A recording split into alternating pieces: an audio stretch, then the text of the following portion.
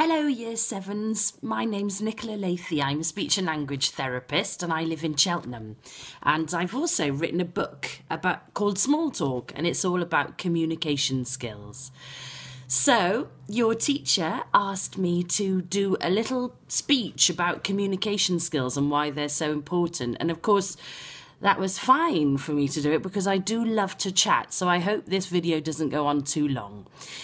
But anyway, I hear you're doing a no pens day at school. So I've just picked up my pen and trying very hard not to write any notes with it as I go along.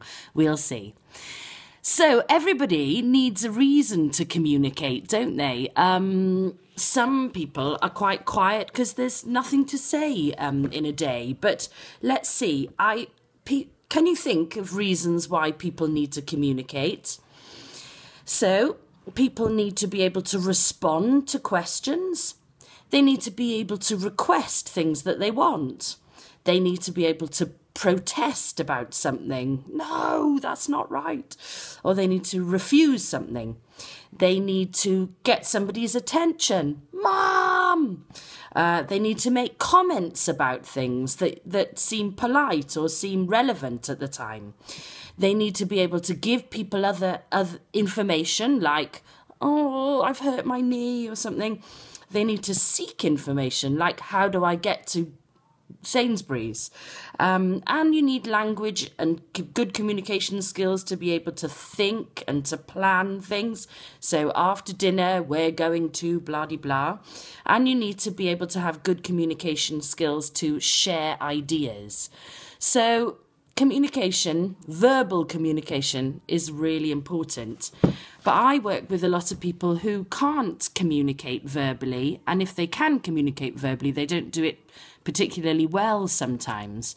So some of the people I work with, for instance, some of the adults have had strokes, like a block in their brain, and there's been a spillage of blood. And that has affected how the brain works, so they can no longer speak, but they can no longer eat either often. I work with some other speech therapists work with people who've got degenerative problems, so they're losing the neural pathways from their brain. Those connections aren't working and their mouths are no longer allowing them to have good communication skills. I work with, well, there are some teachers who are constantly abusing their voices because they're shouting so much and they can no longer speak. I hope that's not happening in your school. And then there are people who are deaf, so they can't hear language. Whoopsie. So therefore they can't copy language and know how to communicate back. I work with people who stammer, trying to get the words out but can't say anything. Some other speech therapists work with people who have cleft palates, so a hole in the roof of their mouth or a hole in their lip, which means that they can't form words and sounds properly. And also children who have autism. So those children don't really understand the social they haven't got social awareness. So therefore they don't understand why they need to communicate in a certain situation. So I was thinking carefully about what would be the best thing from my point of view to have for you all to have a go at today on School No Pens Day. What about having really good conversation skills? Because having a good conversation uplifts anyone. So have a think about a greeting you would use, a topic that you can have a conversation about. So how would you start the conversation? Did you know there's a new motorbike 517 out today or something? Ask relevant questions in order to keep the conversation going. And how would you end the conversation? And all the skills that you need to practice having a good conversation are things like having really good looking and listening, having really good body language, like the people who are like this, you know, they're not particularly good to not inspiring to communicate with. People who've got So have a think about your eye contact. How does it affect you when you communicate if the other person's not looking at you when you're talking? The tone of voice. Some people have very flat, slow, dull voices.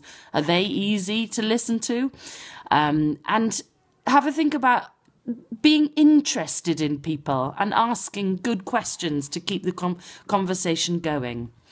It's really, really important the way we communicate, and actually good communication skills breeds success. Take some celebrities. I mean, the people that spring to mind are politicians. There have been some really bad communicators in the world of politics. I don't know whether you remember, but there was one guy called Gordon Brown from the Labour Party, and his communication skills were really bad. But his ideas were fantastic, but he just couldn't communicate them well so that other people were interested in them. And, you know, some people argue that that's the reason why he didn't succeed with the Labour Party and David Cameron took over. So have a think about celebrities that have good or not so good communication skills, the people who don't ever listen to you. You know, that is really annoying in a conversation, isn't it? Anyway, have a good day, Year 7s, and put your pens away. Take care. Bye.